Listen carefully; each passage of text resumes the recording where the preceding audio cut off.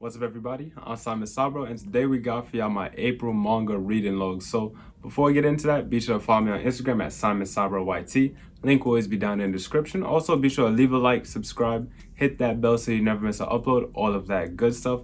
Also, make sure you comment down anything you've been reading as of recently, anything like that whatsoever. Maybe something you want to recommend me to read. Like I said, anything like that whatsoever. But with all that out the way, let's just jump right into it.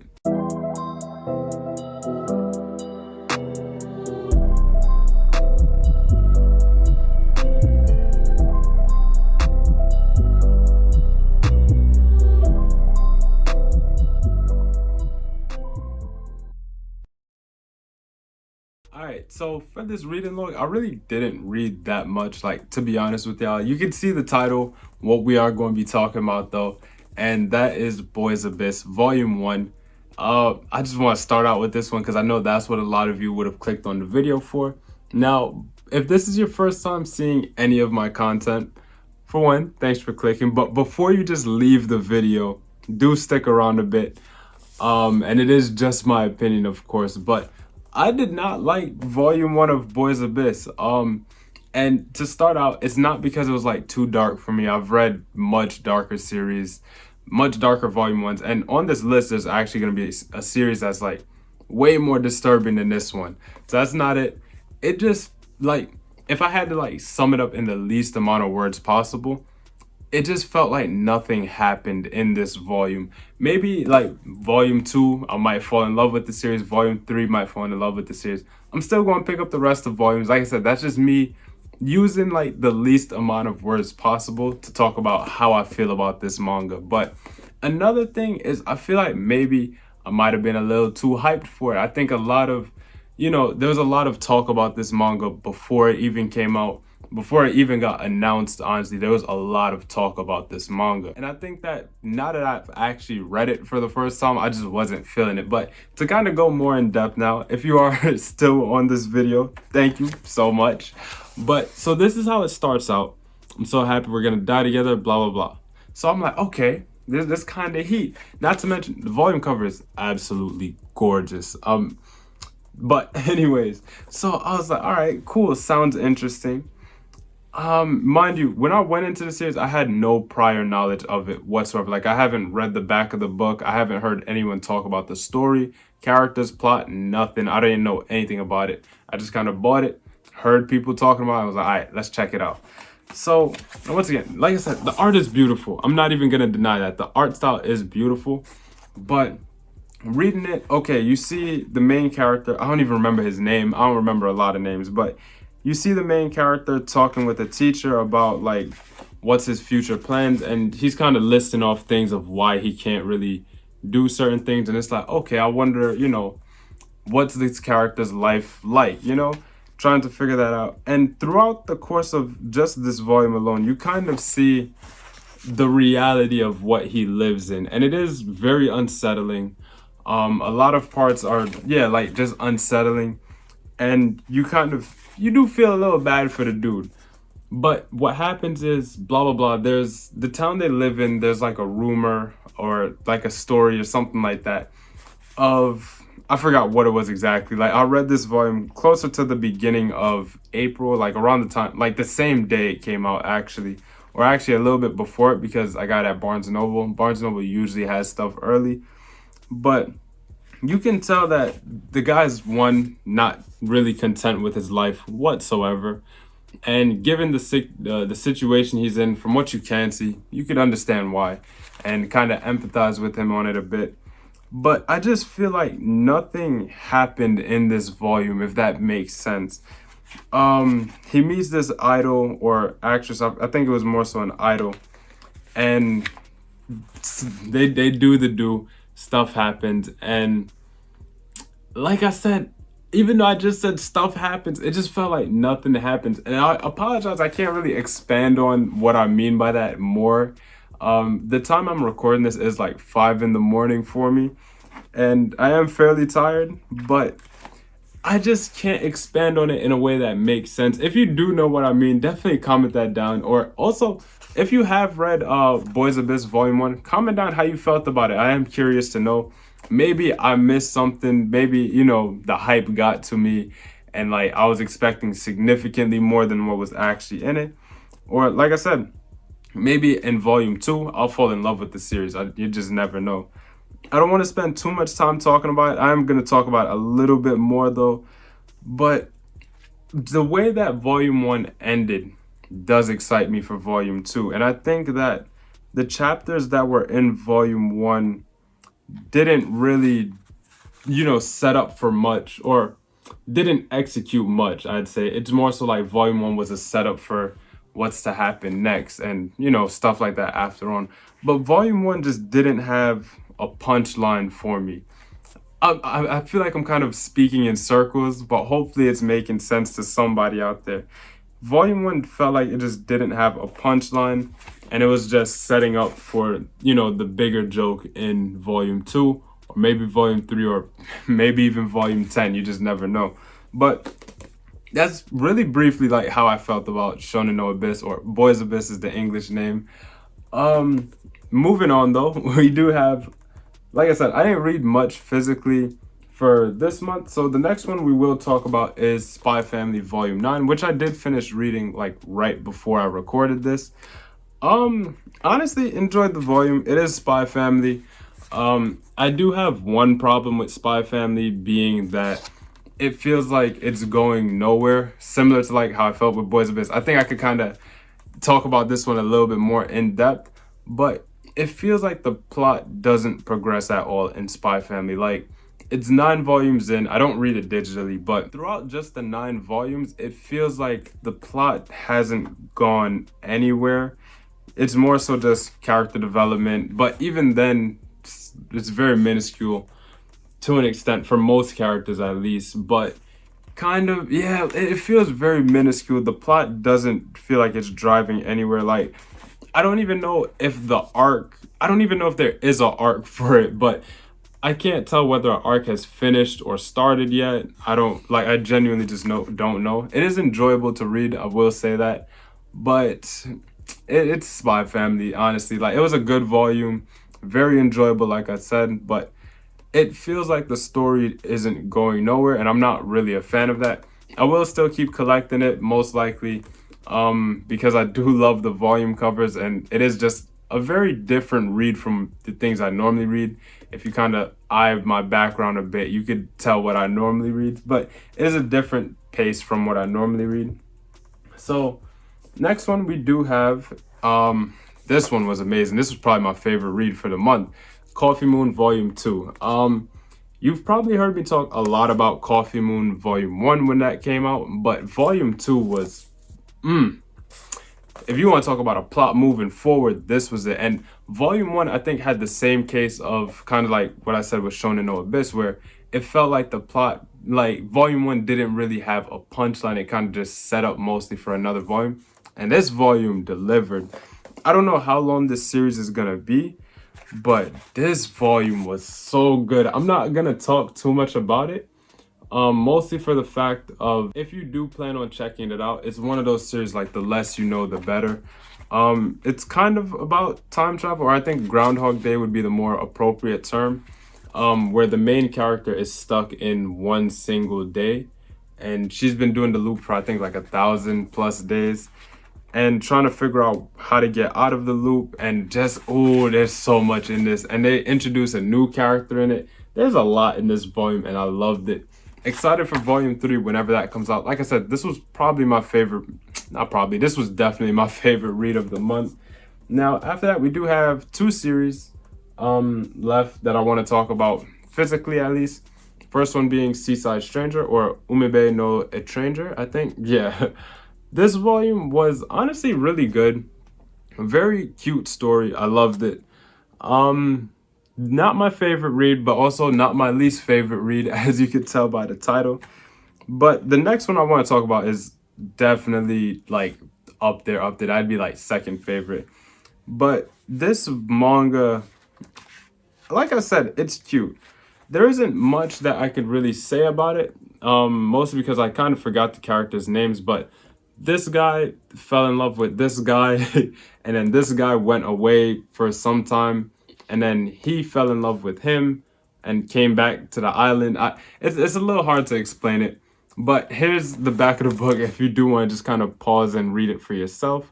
Hopefully it focuses well enough. But yeah, so that's that volume. Can't really speak too much on it. I did enjoy it. I will be picking up future volumes of it though. I will say that much. The art is really good. Love the character designs, especially towards the end of the volume. They introduced the, I guess, blonde hair guy's fiance or ex-fiance, which made things a little bit interesting, or a lot interesting, and set up for volume 2, which I am excited to check out whenever I do get my hands on that. Now, the next one I don't have physically. I know it's in the physical side of the list, but I don't have it physically. I did read it physically. Like, I went to the bookstore and just sat down and read it. And that is a manga that a lot of you have been telling me about, and that is Killing Stalking. I'll put a picture up on screen. I read volume 1 of Killing Stalking, and it was wild. To the people that commented on, I forgot which video it was, I think the shopping video, I see what you mean by saying calling it a BL is discrediting it, because that definitely is like doing it a disservice, because it's definitely like a psychological thriller about two people who are very messed up in the brain, and it is honestly really, really good. And I'm sad that I like read it before buying it, because now I want to read volume 2, but I'd feel weird buying volume 2 and not owning volume 1. So that I'm kind of in that situation now. Would be kind of weird for me. That's just like me personally. I like to collect stuff in, chronological order, of course. But it was such an amazing volume. Like, oh, it was so good. There was like, I don't remember any of the characters' names, but reading it, there were definitely a lot of moments that like put me off. I was like, nah, this is too wild. But then it just kept drawing me back into it, especially at the end of the volume when they were like gambling for their lives. If you've read it, you know what I'm talking about. But there were so many points where I was like, dude, this is disturbing, but so interesting. It gave me like the same feel of when I read like Flowers of Evil, to an extent, of where it was like, this is really off-putting, but I can't stop turning these pages. Like, it was that good. Also, it is I'm gonna assume it's a manhwa actually, and it's like full colored and everything. Dude, it was really good. And I do want to read volume 2. I might try to see if I could read it online, maybe. I'm not really sure 100%, but I do want to read the rest of that series. If it's still ongoing or if it's completed, let me know, like digitally. Just comment that down below. I am curious to know if you have read Killing Stalking. Comment down how you felt about it. It's honestly really good. Now, I do kind of want to move over to like some of the digital stuff. Not much though. And the first one I do want to talk about, spoilers, or actually we'll talk about this first and then save the spoilers for later. But recently, at the time of this recording at least, Shonen Jump recently put out 2 new series. There's 2 more new series that's coming out later, but they haven't come out yet, like I said, time of this recording. So one of them being Tenmaku Cinema and the other being Kill Blue. Now, honestly, the way I feel about them is very interesting. So Kill Blue, I'm not a fan of. Quick summary for anyone who hasn't read it. It's about this guy. He's like a top hitman, and he due to like some, not genetic, like scientific thing, he gets turned back into a kid, but he still has all of his memories. So he has like a new mission to kind of go to school and act normal. I forgot why he's doing it, but he has to do it. Kind of gives me like Spy Family vibes mixed with a little Sakamoto days. Or really, yeah, Spy Family, but if Twilight had to be the one in school, basically. It's alright so far. Has some funny moments. It's okay. I'm really not the biggest fan of it. But this other one, Tenmaku Cinema, is amazing. It reminds me a lot of Hikaru no Go. I'll put a picture of that up on screen in case you're unfamiliar. But Tenmaku Cinema basically follows our main character who loves movies. He loves to watch movies, and that's about it. He doesn't really want to make movies or anything. He just loves watching movies and like analyzing them. So what happens is he gets possessed by this ghost. Not really possessed, but we'll go with that word for simplicity. Possessed by a ghost who was a film writer back in their time before they died. And so what happens is they write this amazing film because they see this one girl that's the main character's classmate, and thinks of a story that she would be able to star in because that girl is like one of the best young actresses or something like that. So he writes this film, and the main character gives it to the girl, and now the main character has to direct that movie even though he's never directed a movie in his life. And it's really interesting because, like I said, it reminds me so much of Hikaru no Go, in the sense of, in Hikaru no Go, it was about a boy who had no interest in Go whatsoever, and he gets possessed by this ghost who was a Go master, and he just wants to play Go through the boy. It reminds me a lot of that, and honestly, I really, really do enjoy it. I'm excited to see what the next two series that come out are, as well as what's getting canceled soon. I'm curious to know. Maybe Cypher Academy, I'm not sure, but we'll cross that bridge when we get there. I'm not gonna speculate, that's for a whole another video potentially. But the one thing I did want to talk about was a recent chapter of JJK. So if you haven't read it, thank you so much for watching. You could click off the video now, it's perfectly fine. But if you have read it, so let me tell you. So I was like 10 chapters behind on JJK. Like, I've been just letting it stack. And so it was one day I saw on Twitter, they was like, yo, Gojo's free. I was like, nah, let me go and read this. So I went and read it, and I was like, dude, it's heat. So, okay, like I said, spoilers. If you are still watching the video and you haven't read it, I am sorry, because I'm about to spoil it for you bad. And I know the new season's about to come out, so I'm sorry. But when Sukuna took over Fushiguro, I was like, nah. And like, oh my God. And he was just piecing up Itadori too. It was, dude, it just hit different. And it's like, the Culling Games as an arc has, for one, been all over the place plot-wise, but the fights have been amazing. But from here, I don't know, something happened. Gege Akutami was in their bag with this one, because Fushiguro got taken over by Sukuna, and so Itadori was fighting Fushiguro, Sukuna, whatever we want to call it. And the fight for it, I was really surprised that Itadori was even like putting up a fight, honestly. But it was explained as to why. But go into like the most recent chapter at the time of this recording. Gojo is free. And dude, I'm gonna just put the panel up, and it's gonna speak for itself, because that panel was too fire when I seen it. That's really all I wanted to say about JJK. Like, I was hyped just to say that. I had to tell somebody that. And so you watching this video, you're the person I had to tell about it. But honestly, JJK has been amazing. I've also been reading like everything in the magazine. I've just been letting stack for like 10 chapters. So I did catch up on Mashle. Mashle has been fun. I caught up on Akane Banashi. Akane Banashi has been really good. Caught up on Kaiju number 8. Kaiju number 8, I think I was probably like 3 or 4 chapters behind on. Still good though. I didn't read Black Clover and My Hero yet though, so don't say anything about those. I'll get to those when I get to those. Last thing I did want to talk about, I keep looking this way because that's like where my notes are on what to talk about next. But do want to talk really briefly about the newest Berserk chapters that did come out.